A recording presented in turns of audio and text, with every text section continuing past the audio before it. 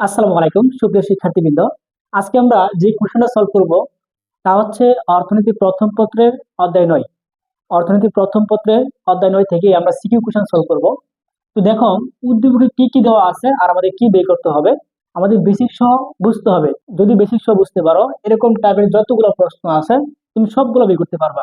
বিশেষ করে এরকম টাইপের করে একটা কোশ্চেন দিয়া পরীক্ষা এমসিকিউ আসে, তুমি এমসিকিউ গুলা সহজে সলভ করতে পারবা। তো দেখো কি কি দেওয়া আছে এখানে। দেওয়া আছে সির মান। এখানে সি মানে কি?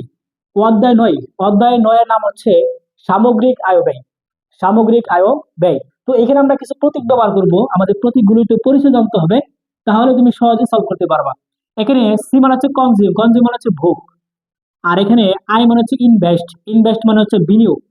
এগুলো হচ্ছে বাংলা, এটা হচ্ছে ইংরেজি প্রথম বর্ণ, মানে প্রত্যেকটা প্রতীক। আর জি হচ্ছে গভর্নমেন্ট কস্ট, তার মানে হচ্ছে সরকারি ব্যয়। তার মানে কি ব্যয়? সরকারি ব্যয়। তো এগুলো হচ্ছে প্রতীক। আরো অনেকগুলো প্রতীক আছে, যে এখানে আমরা সবগুলো ব্যবহার করব, যেগুলো নতুন করে আসবে ওগুলো আমরা প্রতীক বুঝাই দেবো, ঠিক আছে, আমি লিখে দিব। তো দেখো, প্রশ্ন বলছে সঞ্চয় বের করো।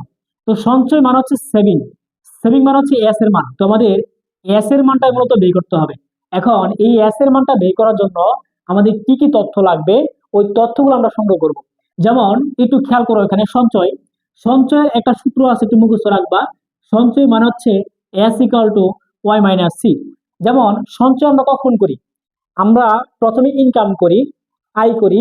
আয় করার পর এখান থেকে কিছু অংশ আমরা বুক করে নিজের ক্ষেত্রে কাজে লাগাই, আর বাকি যা থাকবে তার সঞ্চয়। আমরা শর্টকাটে বলতে পারবো, মানুষ খেয়ে দেয়, যা থাকবে তা সঞ্চয়। তার মানে সঞ্চয় মানে এস। আমরা আয় করি, আয় করার পর কিছু অংশ বুক করি মানে খাই।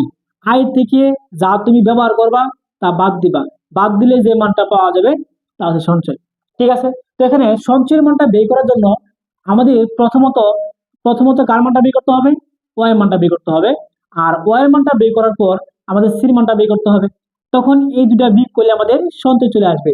কিন্তু একটু খেয়াল করে, এখানে এই দেখো, এখানে ওয়াই এর মান দেওয়া নাই, দেওয়া আছে কিনা বলতো? ওয়াই এর মানটা দেওয়া নাই। আচ্ছা, কার মানটা দেওয়া আছে? সির মানটা।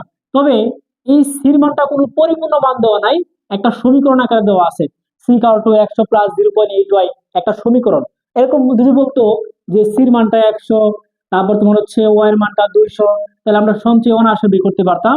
ডিরেক্টলি মান বসাই দিব, আমরা ডিরেক্ট মান বসাই দিব, সঞ্চয় চলে আসবে।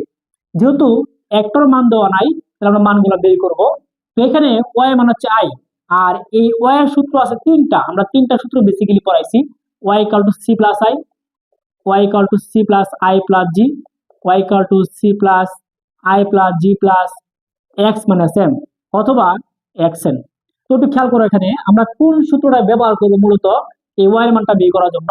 যেহেতু প্রশ্ন এখানে সির মান দেওয়া আছে, আয়ের মান দেওয়া আছে, আর জির মানটা দেওয়া আছে, তিনটা মান দেওয়া আছে, তাহলে আমরা এই সূত্রটা ইউজ করব। কারণ এখানে তিনটা প্রতীক দেওয়া আছে।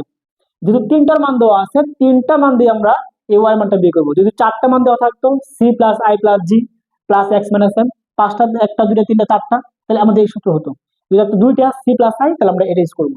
তো এখানে আমাদের তিনটা মান দেওয়া আছে, আমাদের এই সূত্র ইউজ করে প্রথমে ওয়াই মানটা বের করতে হবে, তারপর সি মানটা বের করবো। ঠিক আছে। তাহলে আমরা প্রথমে এক কাজ করে দেখো আমরা কিভাবে মানটা বের করতে পারি। আমরা সমাধান করার সময় প্রথমে লিখবো দেওয়া আছে, এই যে এগুলো এখানে লিখবো, সবগুলো লেখার পর মানগুলো লিখে নেবো একটু করে, ঠিক আছে, যা আছে এগুলো লাগবে এখানে। তারপর লাগবে আমরা জানি, আমরা জানি Y equal to C plus I plus G. এখন আমরা মান বসাবো, এখানে সি মানটা বসাও 100 প্লাস 0.8 ওয়াই, আই মানটা বসাও 100 প্লাস জি মানটা বসাও 200। ঠিক আছে। আচ্ছা, একটু খেয়াল করো, এখানে আমরা ওয়াই গুলো এক সাইড করে ফেলি। 0.8 ওয়াই প্লাস, এই পাশে আসলে মাইনাস 0.8 ওয়াই, 100 200 400 যোগ করে দেবো। এখন এখানে ওয়াই, এখানে ওয়াই, ওয়াইটা কমন নাও। ওয়াই চলে গেছে, কিছু নাই, আছে 1। ওয়াই চলে গেছে, থাই কত? 0.8, 400।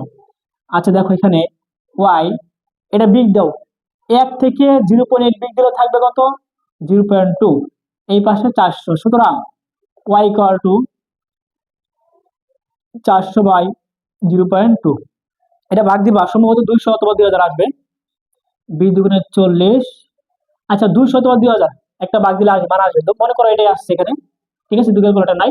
আচ্ছা, এখন এই ওয়াই এর মানটা যদি এখানে বসায় দাও, তাহলে আমাদের সির একটা পরিপূর্ণ মান চলে আসবে।